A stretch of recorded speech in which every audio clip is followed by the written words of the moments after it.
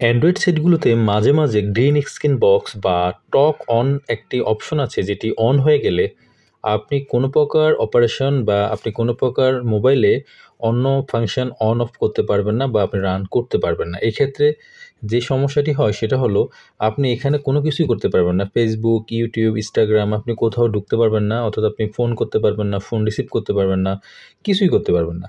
এখানে আপনাকে আমি বলে দিচ্ছি সেক্ষেত্রে আপনি কি করবেন। মনে রাখবেন এটি বন্ধ করার জন্য আপনাকে চলে যেতে হবে আপনার সেটিংসে এবং সেটিংসে যাওয়ার পর আপনি নিচের দিকে চলে যাবেন যেখানে লেখা থাকবে অ্যাক্সেসিবিলিটি।